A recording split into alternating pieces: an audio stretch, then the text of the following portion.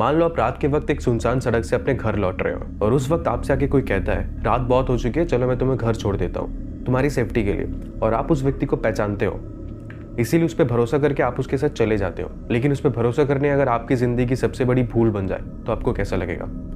ठीक ऐसा ही इस लड़की के साथ भी हुआ था। और इस वीडियो को देखने के बाद आगे शायद आप भी किसी पे भरोसा नहीं करोगे। और वीडियो स्टार्ट करने से पहले एक वार्निंग देना चाहता हूँ, कोई भी कमजोर दिल के व्यक्ति इस वीडियो को ना देखे, क्योंकि आगे इस लड़की की जिंदगी की जिस 40 दिन के बारे में बताने वाला हूँ वो सुन के शायद आपको अच्छा ना लगे। कहानी है जापान की रहने वाली एक 17 साल की बहुत ही खूबसूरत लड़की जुनको फुरुता की, जो अपने माता पिता के साथ जापान की मिसातो साइतामा नाम के एक शहर में रहती थी। जुनको को शुरुआत से ही पढ़ाई लिखाई करना बहुत पसंद था। वो उन लड़कियों में से थी जो पढ़ाई लिखाई करके अपनी जिंदगी में बहुत कुछ करना चाहते हैं, इसीलिए वो सिर्फ पढ़ाई लिखाई में ध्यान देती, बाकी बिगड़े हुए बच्चों से दूर रहती थी। मतलब कि जुनको एक बहुत ही अच्छी और होशियार लड़की थी। जुनको याशिओ मिनामी हाई स्कूल में पढ़ती थी और इसी स्कूल में जुनको की जिंदगी का विलन हिरोशी मियानो भी पढ़ता था। हिरोशी मियानो एक बहुत ही बिगड़ा हुआ और याकुजा गैंग का मेंबर था और साथ ही साथ वो जुनको को पसंद भी करता था। मियानो ने जुनको को एक बार उसके साथ डेट पे जाने के लिए प्रपोज भी किया था, लेकिन जुनको ने उसके मुंह पे साफ तौर से मना कर दिया था, क्योंकि जुनको को पता था मियानो याकुजा गैंग का मेंबर है और एक बहुत ही बुरा लड़का है। लेकिन जुनको की डेट पे जाने से मना कर देने वाली बात मियानो को हजम नहीं हुआ था, क्योंकि याकुजा गैंग के मेंबर को कोई ना कह दे ये उन्हें पसंद नहीं। जिसके बाद मियानो दिन रात जुनको से बदला लेने के बारे में सोचने लगा। जुनको पढ़ाई लिखाई के साथ साथ एक प्लास्टिक कंपनी में पार्ट टाइम जॉब भी करती थी। रोज स्कूल के बाद वो काम पे जाती और रात के लगभग 8:30 बजे काम खत्म करके अपने घर पे आ जाती थी। ठीक ऐसे ही 25 नवंबर 1988 की रात जुनको काम खत्म करके अपने घर लौट रही थी और उसी इलाके में मियानो अपने एक दोस्त नोबुहारो मिनाटो के साथ एक मोपेड बाइक लेके घूम रहा था। तभी मियानो अचानक देखता है जुनको साइकिल लेके अपने घर जा रही है। मियानो जुनको से बदला लेने के लिए जिस मौके के तलाश में था वो उसे आज मिल जाता है। इसके बाद मियानो अपने दोस्त नोबुहारो से कहता है कि तू जाके उसको साइकिल से धक्का दे के गिरा दे और गिरा के वहां से भाग जा। नोबुहारो भी ठीक वैसा ही करता है, वो जाके जुनको को साइकिल से गिरा के वहां से भाग जाता है और तभी मियानो मदद करने के बहाने भाग के जुनको के पास जाता है और जुनको से जाके कहता है रात का वक्त है, वो लड़का दोबारा आके तुम पे हमला कर सकता है, तो चलो मैं तुम्हें घर छोड़ देता हूँ। अब क्योंकि जुनको मियानो को पहचानती थी इसीलिए उस पे भरोसा करके उसके साथ वो चली जाती है। बस मियानो पे भरोसा करना ही जुनको की जिंदगी की सबसे बड़ी भूल बन जाती है। कुछ दूर जाने के बाद मियानो जुनको को एक गोदाम के अंदर ले जाता है और वहां उसे डरा धमका के जान से मारने की धमकी देके उसके साथ बलात्कार करता है। फिर वो रात के 9:30 बजे जुनको को लेके टैक्सी पकड़ के एक होटल में जाता है। होटल पहुंच के दोबारा वो जुनको के साथ बलात्कार करता है, जिसके बाद वो नोबुहारो मिनाटो को कॉल करके होटल बुलाता है और नोबुहारो मिनाटो अपने 2 और दोस्त जो ओगुरा और यासुशी वटनाबे को लेके होटल पहुंचता है। रात के 12 बजे के बाद यानी कि 26 नवंबर 1988 की सुबह 3 बजे वो चारों मिलके जुनको को नोबुहारो मिनाटो के घर ले जाते हैं। क्योंकि नोबुहारो मिनाटो के माँ बाप बाहर गए हुए थे इसीलिए पूरा घर खाली था और मिनाटो के घर पे ले जाके जुनको के साथ चारों मिलके गैंग रेप करते हैं। दूसरी तरफ जुनको की माता पिता परेशान हो चुके थे क्योंकि जुनको को घर नहीं लौटे हुए पूरे 1 दिन हो चुके थे और 27 नवंबर की सुबह जुनको की माता पिता पुलिस स्टेशन जाके जुनको की मिसिंग कंप्लेंट दर्ज करवाते हैं और पुलिस भी जुनको को ढूंढना शुरू कर देती है। लेकिन ये बात कैसे भी करके मियानो और उसके बाकी दोस्तों को पता लग जाता है कि पुलिस जुनको को ढूंढ रही है, जिसके बाद मियानो जुनको को डरा धमका के उसके घर में कॉल करवाता है और कहलवाता है कि वो अपने दोस्तों के साथ बाहर आई हुई है, वक्त आने पर वो अपने घर पहुंच जाएगी, अभी वो ठीक है। ये सुन के जुनको की माता पिता मिसिंग कंप्लेंट वापस ले लेते हैं क्योंकि उन्हें तसल्ली हो चुकी थी उनकी बेटी सुरक्षित है। अब आगे जो बताने वाला हूँ वो सुन के शायद आप रो पड़ोगे और आपको इतना गुस्सा आएगा कि अगर आप जुनको के पास होते तो आप उन चारों को जिंदा जला देते। इसके बाद मिनाटो का वो घर जहाँ जुनको को रखा गया था वो घर याकुजा गैंग मेंबर का अड्डा बन गया। अब याकुजा गैंग का हर एक मेंबर जब चाहे जो मर्जी जुनको के साथ करने लगा। अब एक दिन में कम से कम 10 से 15 बार जुनको के साथ बलात्कार किया जाने लगा। जब मिनाटो के माँ बाप घर पे लौटे तब उन्हें बताया गया कि जुनको मिनाटो की गर्लफ्रेंड है, लेकिन कुछ ही दिनों में मिनाटो के माँ बाप को पता लग जाता है कि इस घर में चल क्या रहा है। लेकिन फिर भी मिनाटो के माँ बाप कुछ नहीं कहते और ना ही उन्हें रोकने की कोशिश करते हैं, क्योंकि मिनाटो के माँ बाप को पता था हिरोशी मियानो याकुजा गैंग का मेंबर है और याकुजा गैंग से हर कोई डरते थे। देखते देखते 9 दिन बीत जाते हैं और 9 दिन बाद जुनको हिम्मत करके मिनाटो के घर से पुलिस को कॉल करती है।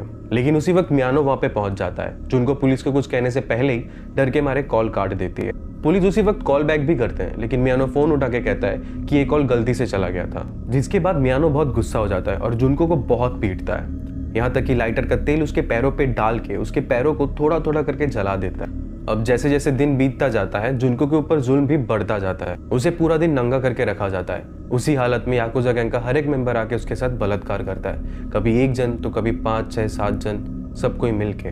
कभी कभार तो कोई उसके ऊपर गुस्सा भी निकाल लेता है, उसकी प्राइवेट पार्ट पे लात घुसा मार के उसे छत से लटका के पंचिंग बैग बनाया जाता है। उसके पेट पे तब तक घुसा मारा जाता है जब तक कि उसके मुंह से खून ना निकल जाए। सिगरेट्स को उसकी प्राइवेट पार्ट पे रगड़ कर बुझाया जाता है। बर्फ वाली ठंड में उसे नंगा करके बैल्कनी में सुलाया जाता है, बिना चद्दर या फिर बिना किसी कंबल के। जलती मोमबत्ती को उसकी पूरी शरीर पे डाला जाता है जब तक कि मोमबत्ती खत्म ना हो जाए। उसे जिंदा कॉकरोच खिलाया जाता है, यहाँ तक कि उसे पानी की जगह उसकी खुद की पेशाब पिलाया जाता है। जुनको की लेफ्ट साइड की ब्रेस्ट को थोड़ा सा काट दिया जाता है, यहाँ तक कि गुस्सा आने पर उसकी प्राइवेट पार्ट पे लोहे के रॉड को भी घुसाया जाता है। एक वक्त तो ऐसा आ चुका था कि अगर जुनको कुछ भी खाती तो वो उल्टी कर देती थी और उसे उल्टी करने के लिए भी मारा पीटा जाता था। अब जुनको एक जिंदा लाश बन चुकी थी, यहाँ तक कि अपने हाथों से पानी पीने तक की हालत में नहीं थी वो। अब जुनको उनसे मौत की भीख मांगने लगी थी, लेकिन उसे मौत की जगह हर रोज थोड़ा थोड़ा करके मौत से भी बदतर जिंदगी दिया जा रहा था। इस हालत में भी जुनको के साथ बलात्कार किया जा रहा था। अब तक तो जुनको के साथ 400 से भी ज्यादा बार बलात्कार किया जा चुका। अब वक्त के साथ साथ जुनको के शरीर में जो जख्म थे वो पचने लगा था और उनसे बदबू आने लगे थे। इसीलिए अब उन लोगों का जुनको के ऊपर से इंटरेस्ट जाने लगा। अब 27 दिसंबर 1988 की रात वो चारों अपनी हवस मिटाने के लिए किसी और लड़की की शिकार में निकलते हैं। उस रात वो चारों और एक 19 साल की लड़की को पकड़ के होटल ले जाते हैं और होटल ले जाके उसके साथ भी गैंग रेप करते हैं। अब वो साल खत्म हो जाता है और नया साल शुरू हो जाता है। तारीख आता है 4 जनवरी 1989। उस दिन मियानो माजोर सॉलिटर नाम के गेम में बहुत सारा पैसा हार जाता है और उस हार का गुस्सा सीधा जुनको के ऊपर जाके निकालता है। उस 4 जनवरी की रात ये चारों दरिंदगी की हद पार कर देते हैं। सबसे पहले वो चारों जुनको को रस्सी से बांध के टांग देते हैं एक पंचिंग बैग की तरह। उसके बदन में बिल्कुल भी कपड़े नहीं थे, जिसके बाद वो चारों हर तरफ से उसके ऊपर लात घूसा बरसाने लगे। फिर उसे जमीन पे लेटा के लोहे के डंबल ऐसे ऊपर से कभी पेट पे तो कभी प्राइवेट पार्ट पे गिराने लगे। आखिर में उसके शरीर को लाइटर के तेल से थोड़ा थोड़ा करके जलाने लगे। उस रात ये वैश्यपन लगातार 2 घंटे तक चला था। इसके बाद वो चारों जुनको को वहीं पे उसी हालत पे छोड़ के बाहर चले गए और आखिरकार 4 जनवरी 1989 की रात जुनको की मौत हो जाती है। लगातार 40 दिनों तक उसे जिंदा रख के जो नर्क दिखाया गया था, उससे तो ये मौत ही बेहतर था। उसके बाद जुनको की बॉडी को ठिकाने लगाने के लिए 2 कंबल से उसकी बॉडी को लपेट के और चारों तरफ से टेप मार के रैप कर देते हैं। उसके बाद उसकी बॉडी को एक पेट्रोल की खाली ड्रम के अंदर डाल के उस पे सीमेंट भर देते हैं और रात में उस ड्रम को एक ट्रक में लोड करके कोटो टोक्यो सिटी के तरफ जाते हैं और कोटो टोक्यो के एक सुनसान जगह पे उस ड्रम को फेंक के वो चारों वहां से चले जाते हैं। दूसरी तरफ वो 19 साल की लड़की यानी कि जुनको जिंदा रहते वक्त ये चारों जिस लड़की को पकड़ के होटल ले जाके गैंग रेप किया था, वो लड़की पुलिस को जाके सब बता देती है कि उसके साथ गैंग रेप किया गया है। तो पुलिस उस लड़की की रेप केस में 23 जनवरी 1989 की रात यानी कि जुनको की बॉडी को ठिकाने लगाने के पूरे 19 दिन बाद हिरोशी मियानो और नोबुहारो मिनाटो को गिरफ्तार कर लेते हैं। जिसके बाद पुलिस उन दोनों की घर की तलाशी लेते वक्त उनके घर से लड़कियों की ब्रा पैंटीज वगैरह मिलते हैं और जैसे ही पुलिस को पता चलता है ये दोनों याकुजा गैंग के मेंबर हैं, तो पुलिस इन दोनों के मुंह से बात निकलवाने के लिए दोनों को अलग अलग रूम में बैठा के पूछताछ करते हैं। अब क्योंकि ये दोनों याकुजा गैंग के मेंबर हैं, तो पुलिस को लगता है कि आज से 7 साल पहले जिस औरत और एक बच्चे का मर्डर हुआ था उसमें भी शायद इन दोनों का हाथ है। इसीलिए पुलिस हिरोशी मियानो से बस ये कहता है कि हमें पता है तुम लोगों ने एक मर्डर भी किया है। और ये सुन के हिरोशी मियानो को लगता है कि उसके दोस्त नोबुहारो मिनाटो ने जुनको के बारे में पुलिस को सब बता दिया है। इसीलिए डर के मारे हिरोशी मियानो खुद पुलिस को जुनको के बारे में सब कुछ बता देता है। उन्होंने 40 दिनों तक जुनको के साथ जो भी किया था सब कुछ डिटेल में बता देता है। जिसके बाद पुलिस बाकी 2 लड़कों को भी गिरफ्तार कर लेता है और जुनको की बॉडी बरामद करके